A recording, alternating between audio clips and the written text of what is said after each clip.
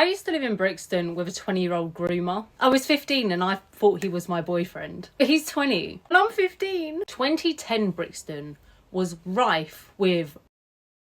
I would regularly, when walking through Brixton, would be asked if I'm a pro. Now, the reason I was living with this man at 15 was because I had nowhere else to live, but social services hadn't yet placed me in foster care. They knew I was living with a 20-year-old man. I have all the receipts in my foster care records. When I stopped living with my mum, I didn't have many belongings. The only clothes I had were like tracksuits and jumpers. So I wasn't being asked if I was a pro because I was dressing a certain way. When I was 15, I looked 12. Anyway, I got used to it, and all you have to do, they wouldn't outright ask if you're a pro. They would just come up to you and be like, have you got any services? Got any services? And you knew what that meant. I would always just say no and keep it moving. Don't look them in the eye. Don't engage with them. Just keep walking. Just say no and keep walking. And 9 times out of 10, they'll just leave you alone. They'll just let you go. So one day, me and my boyfriend, aka Groomy McGroomerson, were out in Brixton. It's like 1 a.m. He was 20, but he had no job. He really wanted cigarettes. So he had me and him walking around the street at 1 a.m, 2 a.m, asking strangers for cigarettes. And then me and him getting an argument.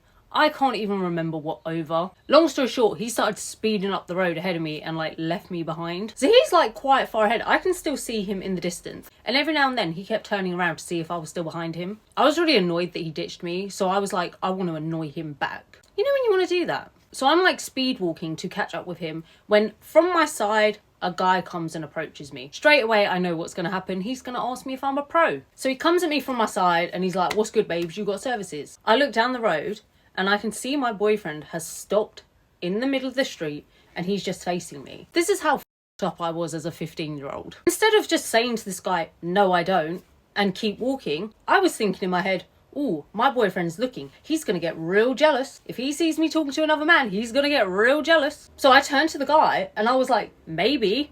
Obviously, I wasn't going to. In my head, I'm just trying to keep this guy talking long enough that my boyfriend can see I'm talking to another man. And the guy was like, really? And I'm like, yeah, maybe. And then I looked again down the road.